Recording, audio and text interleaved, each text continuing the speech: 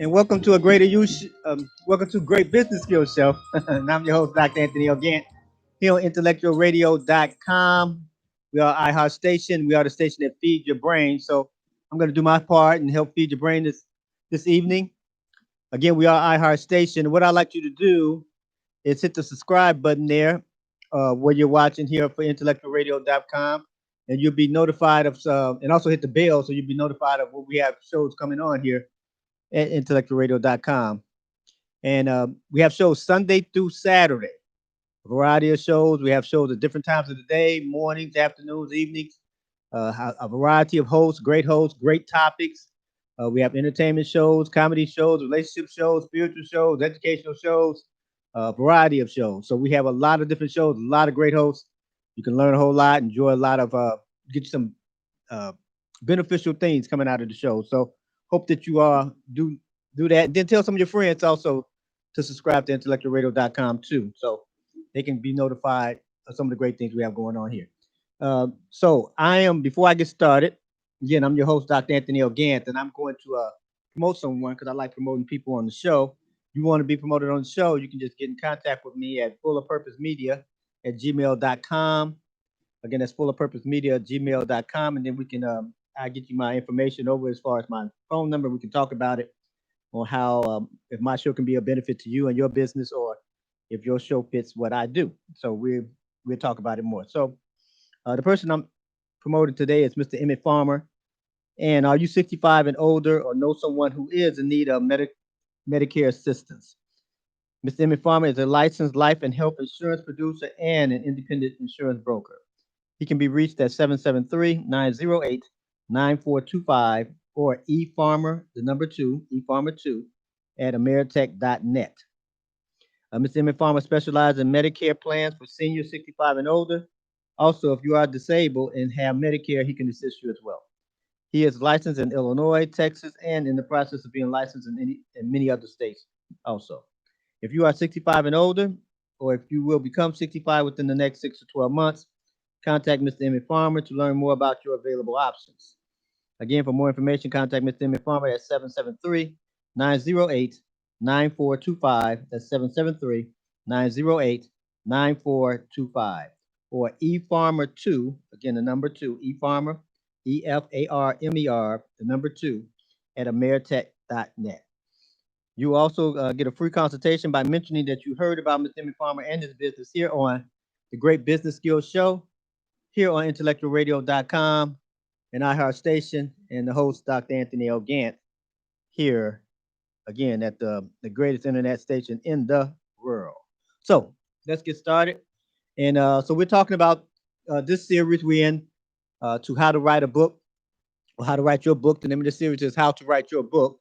This is part 2 of the process that we're talking about, how to write your book. So last session we came from the session 2.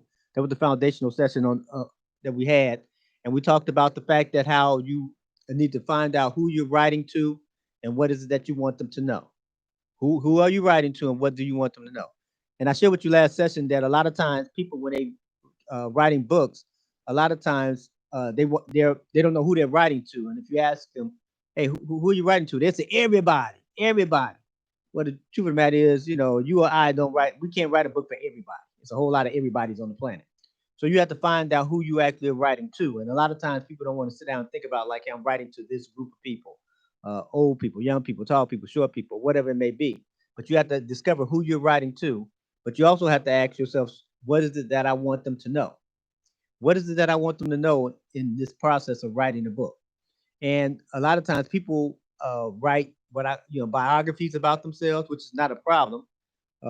Biographies do real well when you're kind of popular and you're a celebrity. But a lot of times people write books and it's for vanity.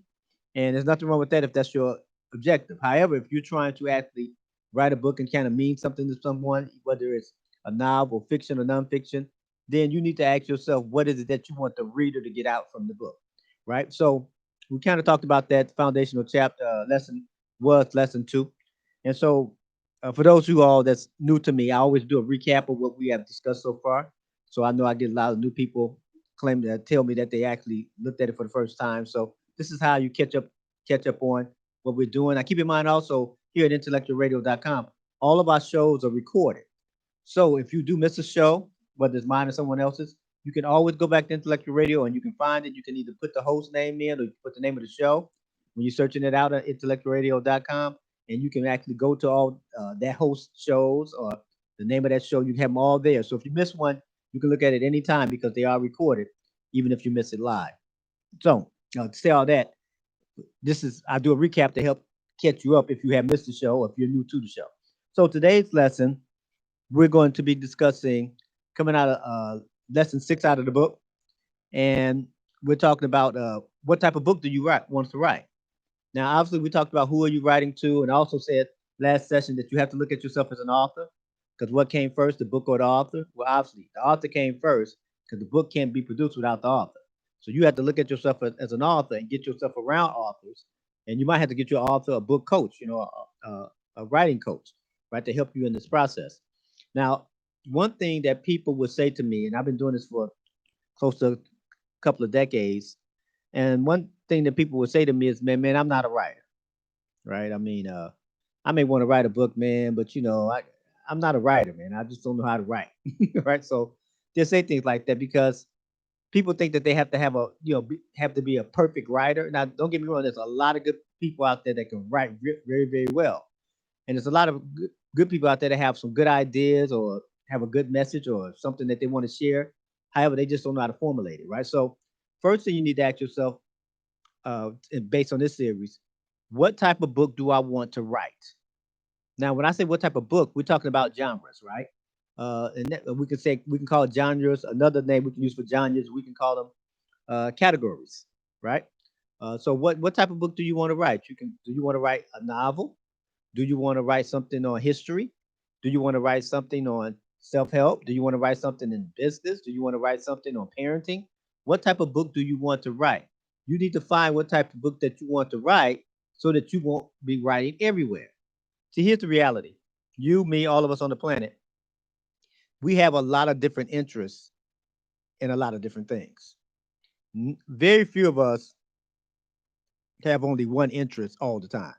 We may have a interest that we love a lot, but some of us maybe have an interest in sports, but at the same time we have an interest in cooking, and we have an interest in poetry, right? We can have an interest in a whole lot of different things. But see, if you don't know what type of book you want to write, you may have all type of stuff in the book. You might have a cooking recipe in the book with a poem, and then how to be a great parent, and then how to be a great spouse, and how to get out of a bad job, right? You got all this in this one book.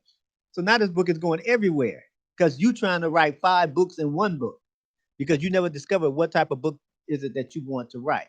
If you don't discover what type of book you want to write, then it's going to be pretty hard to write the book. And this is what slows a lot of people down when they're writing a book because they're trying to write about all this stuff and putting it in one book. And what ends up hurting them is that they can't get past anything. So they're always shortcutting, not on purpose, because they're putting the little things about cooking recipes, but then a little stuff about when I was 10 years old, and a little stuff about, my grandmama, how great she was, and a little stuff about, I had the best high school football team in the whole world, then a little stuff about, all these different things. So really the book has no continuity, right? So you want to ask yourself, what type of book do I want to write? Now, if you want to write a novel, you have to be very good at using adjectives. And adjectives are descriptions. Now, for instance, if you're pretty straightforward and you say, hey, the man walked through the door. Well, see, with a novel, you just can't say the man walked through the door. You have to have some descriptions. The man walked 3 paces up the stairs, and then he looked at the door on the left and looked at the door on the right. He took his hands out of his pocket while he, let go of his keys and, put his key in his right hand, and he put it in the lock, and then he put his hand on the doorknob, and it was cold, and it was a bronze doorknob, and he turned it slightly to the right and made a sound. See all that description I had to use? Now, the first guy just said, man, this guy walked through the door, right? But if you're not good with adjectives, you're not going to be good with writing novels. So you're going to have to get good at writing with adjectives. So you might have to get you a thesaurus, right? To help you with some things, right? Obviously a dictionary, because you need to describe pretty much everything when you're writing a novel, because you're painting a picture, about everything in a novel. From the shoes people have on, to the house, to the car, the light turned green, 3 seconds after it turned red, all these different things. So if you're writing a self-help book, you have to be very good with verbs. You got to give action. Hey, starting tomorrow, write this down on paper. Look over there, do this, raise your hands in the air, right? You got to do all these different things. You got to have some activity doing or encourage people to have some type of action taken by them in order to help a self-help book go well. Now, if you're writing something like a poetry book, poetry, you have all this leeway, as I said. You have a lot of freedom. You cannot spell the entire word. Just say, for instance, you say, um, you were looking around for something and you found nothing, right? Well, in writing a regular book, you can't say Nothin, right? Or Somethin, right? You can't say that. I mean, you can, but then it's like it's a mistake. It's you're writing this book, this novel, or this self-help book. But in poetry, you can have that.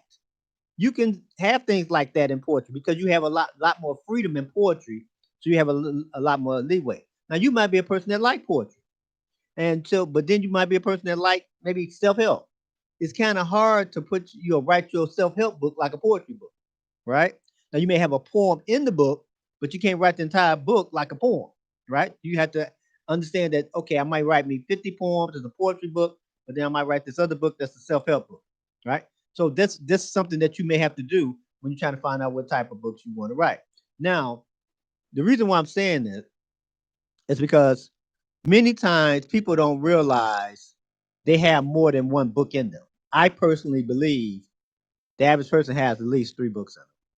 Now, when I say it to people are like, man, 3 books, man, I don't think I have one book. I don't have anything to say, right? But they don't realize they have that many books. So one way you can tell where your interests may happen to be in regards to writing books is based on what type of books do you read. So if you read a lot of novels, chances are you probably can write a novel. Not that you're taking from anyone else's novel, you already have an interest in that space. If you read a lot of self-help books or you read a lot of books on finances or a lot of books on parenting, a lot of books on relationships, whatever it may happen to be, then you probably can write a book on relationships because you have an interest there. Now, if you don't have an interest in relationships or interest in money, it might not be a good idea to try to write a book on something you don't have an interest in. So one thing you want to do is go into your library. Now you may have a physical library where you have all your bookshelves, or your library might be a box with all your books in them, right? So that might be what your library may have to be. So whatever your library is, just scan through the books that you have. You might be a person that might to write on spiritual things, right? So your book may be spiritual based, and that's okay, right? But see, when you think it's something wrong with that, I got to make sure that my spiritual book can touch all this because spiritual is important. And yes, it is important. But now you're trying to you're trying to write to everybody. Just write to the spiritual people you want to get your message, right? So I really believe that each person has at least 3 books in them. And if they don't know that, chances are they won't write one, right? But because people have more than one book in them and they don't realize it, they try to put everything they can think of in this one book. And then the book, again, just don't have very much continuity because of the fact that you kind of go everywhere. Chapter 1 is about a poem, then chapter 2 is about, again, about your time you worked your first job. Chapter 3 is about the time you retired from your third job. And chapter 4 is about the time that you met your girlfriend. And then chapter 5 is about the time you climb Mount Everest. And like, where's this book going? I mean, what are you talking about, right? So this is why it's important to have what is that you want to know. I mean, who you're writing to and what you want to know. Now, I brought one of my notebooks, kind of beat up, because and I share with you all that I use a notebook with every book that I have, right? And sometimes I use notebooks that have more than one divider. So like this is a 3 subject notebook. You can use a 1. I use 1 sometime. Sometimes I get one with 5. And each area is an actual book. So one thing that I do to keep me focused and that keep me in line. Now, this is a three a three a 3 subject book, right? So one of the areas in this book I have already written a book on, right? So one of the books I've written, I came out of this book here, right? Or came out of this notebook. Now I'm in the process of writing another book, right? So what I do when I say who am I writing to and what is it that I want them to know, so that's something that I do. So in this area, I put everything about this book in this area, right? And on the top of every a page in that area, I put who am I, what is it that I want people to know about that book. The reason why I do that is to keep me focused because I have a life just like you, right? I don't have a cabin to go to and stay there for 6 months to write a book. So I have a life just like you. So since my life is moving just like your life is moving, you have moving pieces in your life just like I have moving pieces in mine.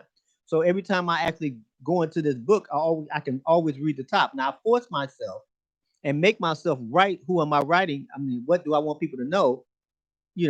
Every page, so I can keep seeing it, so I can stay on topic and stay focused, right? That this is what I want people to know. So if I'm starting to write something that may not really point to that, then I know it doesn't belong there, right? It may belong in another book, it may belong somewhere else, but it doesn't belong there.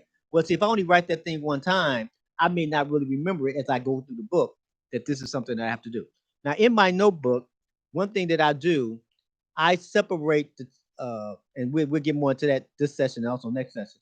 I separate the actual chapters or lessons with my book, right? So everything goes in this book, right? Now, when I say what do I want people to know, so I'm gonna do this two ways. Let's say, for instance, you're writing a self-help book, right? And when you write a self-help book, you're trying to help me do something for myself, right? So let's use something like I don't know. Let's use relationship. That's a pretty basic topic. And so your book is on how to be in a relationship. So if I say, what is that you want people to know when they read your book on how to be in a relationship? You may say, well, how to find a boyfriend, girlfriend when you're 50 years old. Okay, right? So that's who you're writing to. Okay. So what do you want this person that's 50 years and older to know about finding a boyfriend or girlfriend, right? And then you may say, well, or I should say a man or woman, right? To be in a relationship with. So you may say, well, I'm gonna show you what to do, how to go online and find this spouse or this relationship you want. Okay, so now your book is how to find your soulmate online, right? Okay, that's totally different than how to find your soulmate at the club. You get what I'm saying? Nothing wrong with finding them at the club. But you're trying to show me how to actually find my soulmate by doing things online. So now, what is it that you want me to know? How to actually go on apps, how to present myself on there, and what scares people. So now you have to go for this like reverse. What keeps people from going online to find their soulmate? Well, maybe they don't want to pay $30 a month, whatever the fee may be, right? Maybe they're afraid to go online because they don't know who they're getting, right? Maybe they make a mistake and they put on the wrong clothes when they go online, right? Or maybe they don't have on any clothes when they go online, right? So your book is to help me learn how to date online by getting past some of the mistakes that people make, or maybe you made them, that people make in regards to going online dating when you're 50 and older. So that hopefully that makes sense to you. So that would be at the top of my page what I want people to know: how to date online, 3 steps to date online, or whatever, right? That would be up here for me, right? And I write that on every page. Now, before it goes up there, earlier in the section of this particular section, what I do, I'm trying to discover, trying to figure out how do I want this to go, right? How am I trying to figure out what is it that I want people to know? What is it that I want people to know? So what I do for myself, I try to get quiet for a minute, and I try to act like I'm going to talk to 50 people in the next half hour, right? Or 100 people, 10 people, whatever you want to say. And they want me to talk about this book or what I think I want to write on. So I try to focus that this is who I'm writing to: people that's 50 and older. I'm not writing to people that's 22, right? In this particular example, I'm not writing to people that's married, right? Because I'm not trying to tell a person that's married how to date online. You know what I'm saying? So I'm trying to find out who I'm trying to these 50 people. So if I had to go out and talk in the next half hour or next hour, and they have 50 people in the room that are 50 and older, they're single, they have whatever they have, their life, whatever their life is, what's going on with their life, right? Well, if that was their situation, then what I would do is put myself in the situation that, okay, um, this is the 50 people. So let me work with them and show them how to actually do what they do, right? So I'm going to show them the 3 steps on how to actually date online or whatever it may be, right? How to actually be a better parent, whatever my book is about, right? So once that's what I'm doing, now I'm going to come up with the first 5 or 6 steps that prevent people from actually doing that. Hey, don't have a laptop, they don't have a phone, whatever, right? They don't have the app, they have bad data, whatever the mistakes are that they make. And in each chapter or lesson in my book, I'm trying to actually overcome that problem that I think they may have. Now that's writing a self-help book. That's what I do. Okay. Now I know sometimes you can see on the internet and you'll hear people on the internet, nothing against this, how to write a book without writing a book. Now that's wonderful. I don't know how to do that. See, I only written about 20 plus books, and I'm just telling you my recipe for how I do it. And it's worked for me 20 plus times. And then obviously all the people that I've helped over the years too, the hundreds of people that I help. And, I haven't helped millions, so I'm not trying to say that. I helped a few hundred, right? To help them do this themselves. And this is how I teach them, right? This is what we do. This is how I coach them. So that they can get the book done and get it written and kind of be in a place where they can have some continuity with what they have going on. Now, when you look at what I've just said, so some people say, well, you can write a book without writing a book. I don't know how to do that, right? Maybe, I know you get a ghostwriter, you can do it, or something of that nature, but how to write a book when you just don't write a book, I don't know how you do that. But how to write a book and doing these simple things, yeah, you can use technology because I do use technology too. When I mean that, you can use some type of program and data program or whatever, laptop,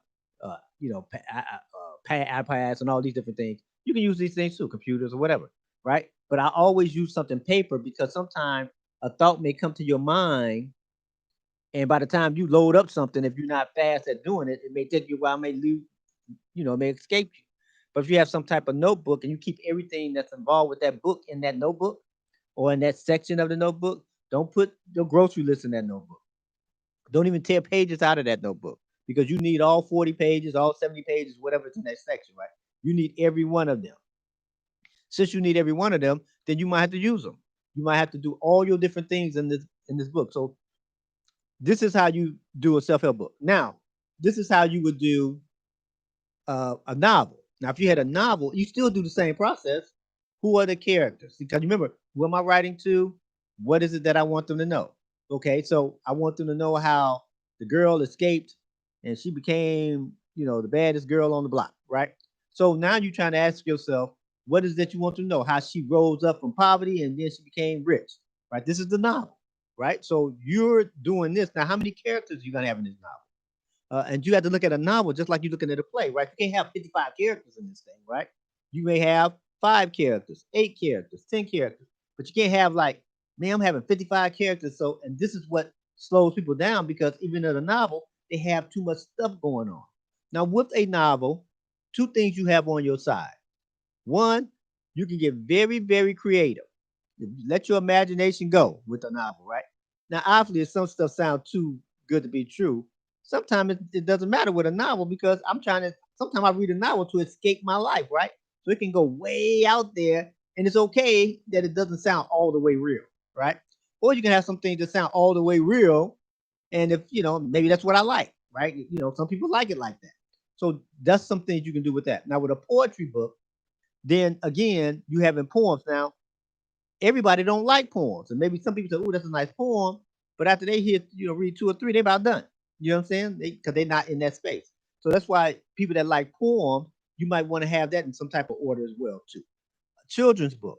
Now, who are you writing to? Are you writing the 10-year-olds? Are you writing the 5-year-olds? Or are you writing the 8-year-olds? Are you writing the girls or boys? Are you writing to girls that may be going through the foster system?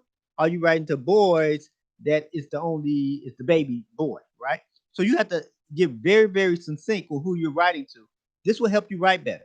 Now, again, because a lot of people don't ask themselves this question, what they do, they put themselves in a situation that um, they end up having something about the boys and the girls and 10-year olds and 5 years old and 15-year old, and they have all this extra stuff in there because of the fact that they didn't take the time to just say, okay, I'll write a children's book for the little boys and I write a children's book for the little girls. Maybe separate, right? I just share with you the average person have at least 3 books in them. And once you understand that, then you'll realize you don't have to put everything in the book. You don't have to put the little boys in the book and the little girls in the book if you're not trying to write to them. Because if you're writing to little boys, teaching them how to read, or little girls how to have, dress up pretty or whatever it may be, then that's okay. Because there's no use of having that for the little boys if you're writing to little girls. So you can have 2 books on that.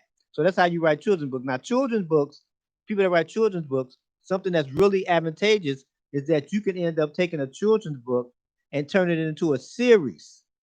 It can be 5, 10, 15 different books because you're writing to children. So you're not trying to write 500 pages. You're not trying to write 40,000 words to a 5-year-old, right?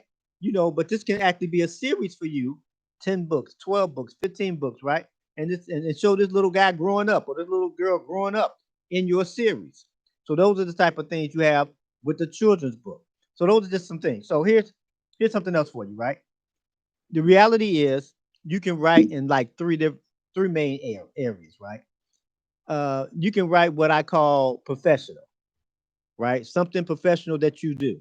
You might have been a school teacher, so you write on how to teach school or how to teach math or whatever, right? So you're writing on something based on your profession. You might be an insurance person.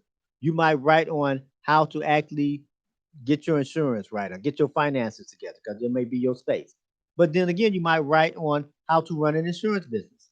Those are professional things. You might have been an executive. You might have been a manager. You might have been something in leadership. So you writing on something in that profession. Now, another area that you can write in is what I call heart issues, right? Touchy feely stuff, right? And that's stuff like, self esteem and, and how to get over a divorce and how to get past this, how to be in a relationship and all these different things, right? Because you're writing in those spaces so you can do that. So that's more heart issues type of things that are going on. And the other area, or the last area you can write in is what I call hobbies. You like to garden, you can write a book on how to garden, right? How to plant flowers. You can write a book on how to comb your hair. You can write a book on how to dress well, whatever, right? You can write a book on these things, and these may be hobbies to you. Now, here's something I want you to understand. This can actually be, your hobby could actually be your profession. I don't know, right? Your hobby can or your profession can actually be something with you can be a psychiatrist and you write a book on how to get past the pain of rejection, right? Well, even though you're a psychiatrist and you're writing on a heart issue, so it can kind of combine. Here's what hurts a lot of people, like I already stated earlier, that we all are multifaceted, right? We have multi dimensions with us. So what happens is they try to put the hobby and the heart issue as well as the profession, they try to put it all in one book. And it just doesn't go well because you got me crying, and then you tell them about make some money, and then you talking about enjoy life, right? Wait. See, I'm all over the place, right? Because your book is all over the place, right? And that's okay because when you never written a book before, you make mistakes like that, like someone like me. So I make mistakes. So this is how I learned how to write more than one book because I had to keep things in the separate space. So like this book here could have been when I first started writing this book was supposed to be how to write and publish a book. That's what I was thinking when I first got into it. However, when I got into it, I realized publishing didn't fit in this book. It had to become its own book. And marketing and selling couldn't fit in this book. It had to become its own book as well. So it ended up being what I thought was going to be at least one book in that space, actually ended up being three because I'm talking about three different things. Otherwise, if I try to put all those together with the pages that I have, I would have wrote a 600-page book on how to write, publish, market, and sell a book, right? Well, if you never wrote a book, why are we talking about publishing a book? If you never published a book, why are we talking about marketing and selling one? Right? Not saying that you don't need all three, but it will end up confusing a lot of people because they'll start reading the end before they read the beginning when they haven't written the book yet. So for me, I had to do the same thing. So I had to use the same type of uh, notebook and write down who I was writing to, what did I want them to know. I wanted to teach people how to write a book. So here's something else that you want to know. In this notebook, I call it brainstorming for me. I call it brainstorming. And in my brainstorming, because everybody think they got a title to a book, right? And most of the titles that I have, what I think I have when I first said, yeah, I'm gonna write a book about that, that's usually not the title. But in my mind, before I start getting involved with that book, it is the title. So what I do, I call it brainstorming. And in this same notebook, I get myself quiet 5, 10 minutes or whenever I can. And I everything that comes to my mind in regards to a title, I write it down on a sheet of paper inside this notebook. So the reason why I use a spy brown notebook, you can use something else if you like, because everything stays together unless I tear it up, right, and tear something out. It all stays in one place. So as I'm writing this, I might write your book, then write the book first, then write the book. See, I'm just throwing out titles, right? I'm writing all this stuff down. Well, normally I come up with about 20 plus little things like that, right? And sometimes I may take one part of the first part of number five, and then the middle part of number 11, and then the last part, the last word of number, 21.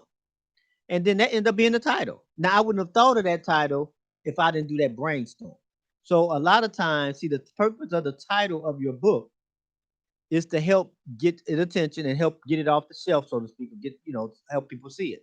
So what normally happens a lot of times when people write a book, they have these long titles. How did like a title like I graduated out of high school first in my class, and then I always didn't start first in my class, and I graduated out of high school. Like, man, that's like a whole book. That's a whole chapter on the cover, right? So the purpose of the the title is to kind of be as short as possible and not too long. If you have something else you want to say and it's kind of long, you might want to make that the subtitle of the book. So I try to keep most of my titles for myself 3 to about 6 words. I try not to go over six. I'm usually somewhere around 4 or 5. Most of my books, some at 3, right? I mean, I have a couple at 2, but most of my books are about 3, 5 words, right? And the reason being, I'm just trying to get your attention, right? Yeah, you too can write a book. Now, this is one of my longest titles right here, right? But then at the same time, you may have something else to say, and if it's longer, make that the subtitle, not the title. Because not only is your title important, right? Your title also go on the spine of the book. You don't need all that on the spine of the book. Spine is only so long, right? So you only can put so much on there with your name. So you can't have like 25 words as the title, and then on the spine of the book, how you gonna get all that on there? Can't get all that on there. So you have to make your title relatively short. Like I said, I do 3 to 5 words, right? And then if it's something I want to say, like one of my books is called "I Love Me." 3 words, right? I love me, right? However, you may not know exactly what that means, but it does get your attention. Are you saying I'm vain, or should I be vain? What are you trying to say? Should I love myself? Well, then the subtitle is uh, strategies for building a healthy self-esteem. Now, if I would have named the strategies of building a healthy self-esteem, it's kind of long, right? And it doesn't get you as quick as like I love me, because I love me gonna make you look at it twice, right? So a lot of your titles is just that. So when I get my titles and I do this brainstorm, I'm doing this brainstorm so I can help me find the title. Now, just because those other 20 things weren't the title, that does not mean they can't be the titles of chapters in my book. See, so everything is going to be useful. It's like, wow, I thought that was going to be the title of the book, but it wasn't the title of the book. But you know what? That's going to be a good chapter 3. That title there is going to work really well in chapter 9 or chapter 1. So this is something that you look at with the book.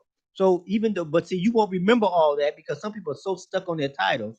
When I help them publish a book or help them coach a book and everything, they're so stuck on their titles, not realizing the title is just really too long. You can't, I mean, you can. It's just not good to have an 8 word, 10 word title. I mean, when you see a movie or they have movies, they don't have 8 to 10 words for a title. They say, hey, break out. That's the name of the movie, right? I mean, it's not learn how to break out and get out of there, get out the neighborhood, and get out the neighborhood and break out. Like, man, it's too long. That may be the subtitle, but the actual title said break out. Right? That's it. Let's break out. So now that makes sense. What they talking about? Break out. Break out of jail? What? Break out what? Break out the house? Break out of what? So now that's what your book should be doing in the same mode. Just to get my attention, and then you can say something else as the subtitle. Now, this is important, and all the things I'm telling you is important, but this works very well if you have some type of notebook. Now, if you use some type of technology when you do this thing, that's fine too. If you have some technology to do it, sometimes with technology, if you're very fluent with it, it works easier for you. Now some people say, "Well, I do things on my phone, and I do all my technology on my phone. Writing my book on my phone." Personally speaking, I think you need to have it separate because your phone you use for so many different things. I don't put anything else in this notebook but the stuff that belongs in this notebook regarding those books. I don't have to. So when I look at my phone, I'm not looking at that book too. See, because you need to stay focused because you don't need to be putting stuff that happened today at your job in the actual book, right? And you trying to write the book on the phone, somebody calls, somebody give you a text, you looking at an email, you looking at some move, you got all that stuff because all those things are connected to your phone. Again, whatever works for you, fine. This is what worked for me, and I'm just giving you the recipe regarding that. So once you find your title, because you have to have a title.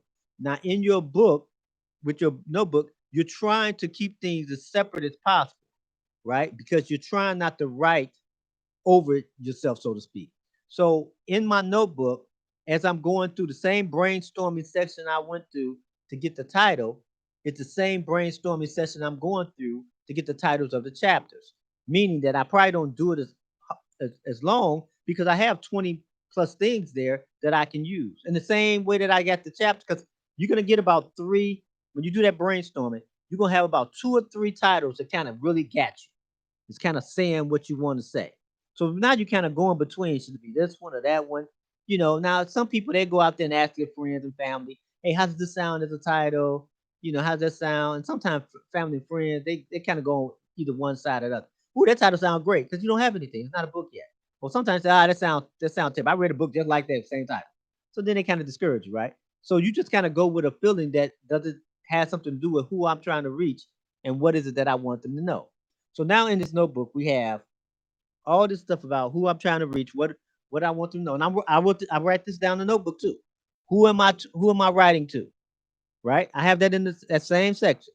What is it that I want them to know? Now, what is it that I want them to know? It's about two or three sentences for me. But this may change because I'm going over this and writing this several times, trying to get a good feel for what is it that I want them to know. Because before you write the book, you really don't really know what you want people to know until you kind of like think about it. Because you may get a good idea for a book, but you don't have it, you didn't flush it out yet. You haven't meditated on it some. You haven't gotten intimate with it yet. So you don't know really where you want to take it just yet. So you might change that what I want them to know. You may add a different word, you may add a different, you may restructure it. But I try to use 2 to 3 sentences for myself on what I want people to know out the book.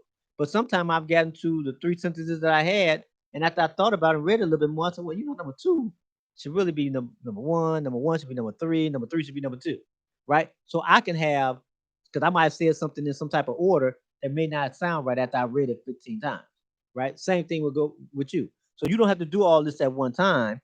Some things you're gonna have to do, and you're gonna have to sleep on it.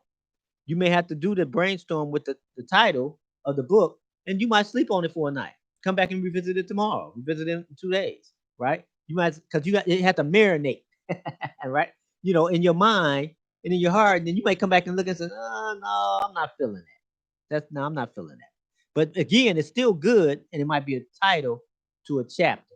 Now, because I write predominantly in the entrepreneurship space and I write in the self-help space, I try to make all my titles relatively positive, right?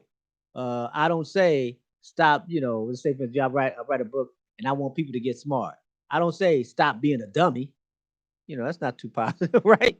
I might say, hey, how to get smarter and smarter, how to get smarter than you are. To me, that's more positive, right? Well, the titles of my chapters, I try to make those positive too. So I won't say you stupid, you always been stupid, your mama's stupid, and daddy's stupid too. Those, I can't make those type. How people gonna feel pretty bad after they read it? What book you reading? I'm reading the book called You Stupid, right? You don't want to read that. You want to read the book called Get Smart or Be Intelligent, right? Get more intellectual, right? You want to read books like that, even though I may tell you in the book, you not smart, but I'm trying to help you get smart. But I can't call you stupid with the book cover. I mean, with the title of the book and the titles in the chapter. So we don't want books like that. Now I know some books do sell that way. They say something sometimes the meaning derogatory, and people buy them up. They can be a whole franchises, and that's wonderful. But I'm an independent author, and I kind of do things this way because I want people to have a positive thing. So when I wrote a book, for instance, using the same example, I Love Me, the purpose of when they said the book and said what book you want to buy, I like that book, I Love Me. Well, that's what I wanted them to say to themselves. I love me. I could have said say I love you, but then if they say I love you, they not saying it to themselves. Part of my purpose of writing that book is to help them love themselves more, right? Well, in this example, it's like I'm talking to you in this.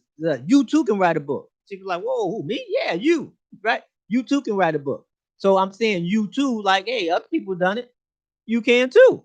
Well, see, so that's how I come across in my books to make them somewhat positive for the person that's reading the books because I write a lot in the self-help space and the entrepreneurship space.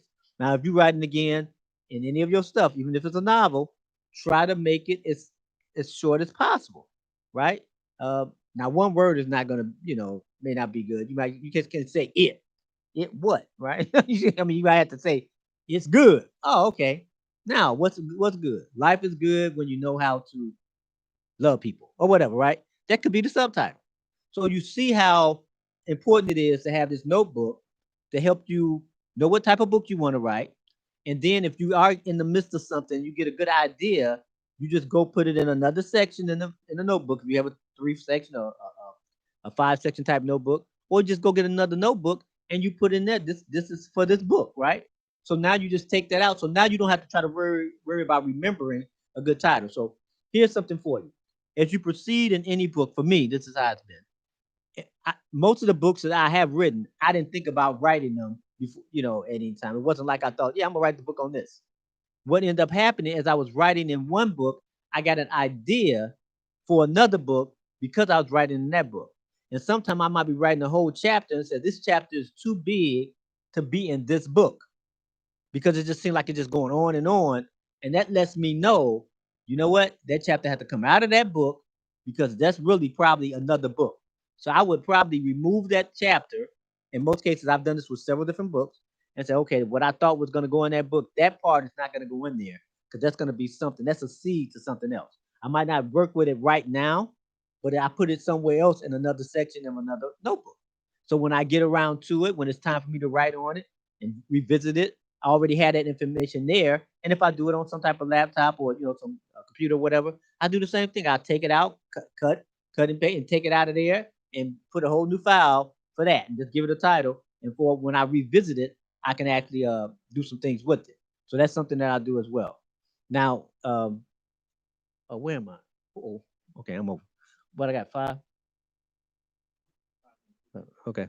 Uh, so um, so what I do when I have the notebook. So one thing that you have to do is invest in a few notebooks, right? Again, you're not writing everything proper. Now, some people handwrite everything, right?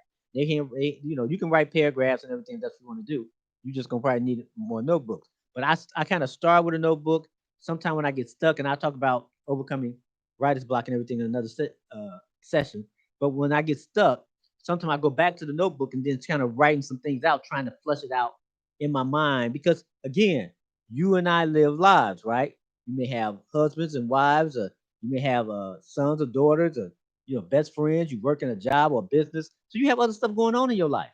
So sometimes you may get stuck in the process, and that's okay, right? Now again, I know some people, want to write a book in a weekend, and again, I don't know how to do that. I don't write books in weekends. It may take me 90 days to write a book. It may take me 6 months to write a book. So because I'm living a life too. Now, you can write a book if you took the time and made it this simple. If you wrote a paragraph every day for 365 days, you pretty much got enough information for a book. I know that sounds real simple, but that's how simple it is. Now, it's taking you a year to write it. And a lot of times people say, well, I mean, I don't have the money to publish a book. Well, what good is it having the money to publish a book if you haven't written the book yet, right? So you want to actually focus on writing a book. So you want to just take your time and write it. Now, a lot of times people say, "Well, this is my business card." And a lot of people in business say, "Man, just write a book," and just kind of like cut and paste stuff off the internet and write a book. I take it a little bit more personal than that for me. Now, everybody don't have to do it that way. I take it a little bit more serious than that for me. Everybody don't look at it that way. So I'm not just writing the book to make it just so I can say that I'm an author. I'm not doing that. I'm actually writing a book so I can help people based on the topic that I'm writing on. For instance, I wrote a book on how to write a book to actually help people write their own book. That's why I wrote it. And the reason why I wrote it, because so many people ask me, hey, how do you write a book? How do you write a book after I've written a few? How do you write a book? And I would tell them, but then I'm looking at them knowing that they're not going to remember everything I said. So what I did is say, okay, let me put it in a book. So then you don't have to worry about trying to remember what I said. You can just buy the book in chapter 5. It's always chapter 5. Whether you read it this year and you read it next year, it's still chapter 5. You don't have to try to remember me and say, now what did he tell me again to do next or do first? Right? Well, those are the same thing. That's the reason why I write books. So I take a little bit more serious. It's not just a business card for me. It's not something that nature.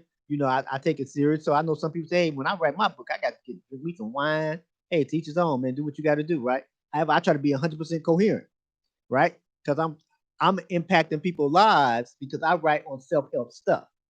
So when I'm writing on self-help stuff, people buy the books that I write because they feel they need the help that they think that's in the book. So I take it very serious that because people just probably just not going to read my book. Now novel is a little bit different. Novel readers read books all the time. They just love reading a good story, right? That doesn't mean that you shouldn't take it serious because you still should. But if your book is to scare somebody to death, so to speak, because it's a scary book, well, scare them, right? You know what I'm saying? If it's a romantic book, romantic. Make sure it's romantic. If it's a book on the best of friends, Make it that, right? Make it whatever it is, but try to put all you into the book. And with self-help books, the reason why they're a little bit more simpler, so to speak, than other books, because self-help, if you have done the stuff you're writing about, it's simple to write about it because you've done it. It's not, I didn't write a book on how to write a book first before I ever wrote a book.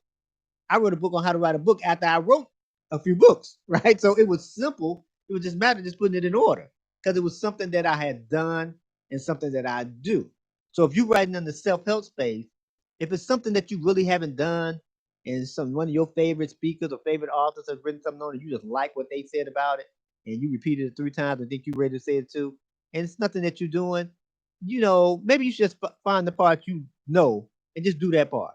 You may say, well, my book's not going to be that long, right? Because here's a problem, here's a challenge that a lot of people have. They say, how long should I make the book? When I first started writing books, everyone was telling me, and just I don't know where this came from, but they were saying, don't write a book more than 100 pages. And don't write a book more than 100 pages because you write a book more than 100 pages, people won't read it. Now, because I've never written a book before, that made sense. But then as I thought about it, like, so if I write a book at 101 pages, they just won't read it because it went to 101, right? If people won't read 100 pages, they won't read 150 pages or 120 pages or 199 pages. So here's what I had to learn, because when I wrote my first book, I'm trying to keep it under this 100-page mark. And the book was probably about 150 pages long. So now I have to try to cut out 50 pages worth of information because I don't know where this law came from. It got to be under 100 pages. Well, I wasn't really satisfied and that happy with the book because I knew that a third of the book wasn't there because I'm trying to keep it under 100 pages. And I did that for a couple of books and everything because I had a lot more to say, but I had to take out a whole lot of it because I'm trying to keep it under 100 pages. Well, then I got to the place where, you know what? I tell people this all the time. Write whatever you have on that topic. If it's 85 pages, so be it. If it's 185 pages, so be it. I have books at 55 pages. I have some at 75 pages. I have some at 350 pages. I have some at 250 pages. I have books across the gamut, right? From 50 pages to 350 pages. So, but you just write as much information as you have on that topic. And if you only have 85 pages worth of information, that's all you have. If you have 185 pages worth of information, make sure you get 185 pages worth of information out there. So this is what help you with the actual having a notebook, because now you're knowing what kind of you can, and we'll go over this in the next session a little bit more. You'll know pretty much how long this book is going to be, right? You'll know that this is going to be about 100 pages. But don't shoot trying to say, I'm just going to write a 100-page book. I mean, if you can write more than that, just write what you have to write. In other words, especially if you're writing self-help, instruction, you're writing something on spiritual. Hey, person, they picking up your book because they feel they need it. And if they got a 16-ounce glass, don't pour 4 ounces in it. You know what I'm saying? If you got 16 ounces, put 16 ounces in there. Don't say, well, I better keep it at 4 ounces because, they said keep it short. Well, if this person wants 16 ounces of water to drink, give them 16 ounces. Now, if they get a 16-ounce glass and only drink 4 ounces today, and then next year they drink the other four, then the next year they drink the other four, it may take them a year to read it. They may only read the first 4 chapters. They may not read the whole book. A lot of people don't finish them, but you have to. I write for people that I don't write because people don't read a lot. I write for the person that might read 12 chapters, 15 chapters, 255 pages. So if I have 255 pages, I don't say I'm not going to put it in there because people won't read past 100 pages. I write for the person that don't go past 100, right? And if they don't go, the 250 pages, I know that I give everything I have to the books I have. Now, somebody may write a book that says, well, your book was good, Dr. Gant, but, Jane's book was much better. Hey, I'm not in no competition with anybody. I'm just trying to write books from me, not about me. So I just try to give you what worked for me and hope that it works for you. You can try it and use it. If it don't work for you, then it didn't work for you. Even though I don't think that'd be the case because I actually do the same stuff, so I know it works. So you can do the same thing with yourself with what you have. So before I close out and recap, let me quote this guy one more time so that you can all can know about this guy. And I want you all to give him a call. He waiting on y'all to call him. I can tell. Every time I talk to him, he waiting on y'all to call. But anyway, so his name is Mr. Emmett Farmer. And are you 65 and older or know someone who is in need of Medicare assistance? Mr. Emmett Farmer is a licensed life and health insurance producer and an independent insurance broker. He can be reached at 773-908-9494. 9425, or efarmer2, the number 2, efarmer2 at ameritech.net. Mr. Emmett Farmer specializes in Medicare plans for seniors 65 and older. Also, if you are disabled and have Medicare, he can help you as well. He is licensed in Illinois, Texas, and in the process of being licensed in many other states also. If you are 65 and older, or if you will become 65 within the next 6 to 12 months, contact Emmett Farmer to learn more about your available options. Again, for more information, contact Mr. Emmett Farmer at 773-908-9425. Again, that's 773-908-9425, or efarmer2, EFARMER, the number 2, at ameritech.net. efarmer2 at ameritech.net. You will also get a free consultation by mentioning that you heard about Mr. Emmy Farmer business here on the Great Business Skills Show here on IntellectualRadio.com and iHeart Station with the host, Dr. Anthony L. Gann. So to do a recap, keep in mind that you have to find out what type of book you want to write. It's okay to separate them. You can write on professional issues, some you do professionally, or hard issues, some more touchy-feely, as I say, and then also hobbies. You can write in all three of those areas. You don't have to put them all in one thing. You can separate them. You can write a novel, you can write a self-help book, you can write a poetry book, you can write a children's book, you can write different type of books, but keep it separate. Get you a notebook, like I stated last session, and then keep everything separate. You know, if you get a 3-section or 5-section, keep a different thing in that book, in that about that book in separate places. So those are some things that I want you to do. If you want to purchase the book, you can get with me at fullofpurposemedia@gmail.com, fullofpurposemedia@gmail.com, and then we'll make sure that you can purchase the book, and also I'll sign it so you can have it as well. So to close out, keep in mind that great business people aren't born great. Great business people are made great by having great business skills. And I'll see you next time.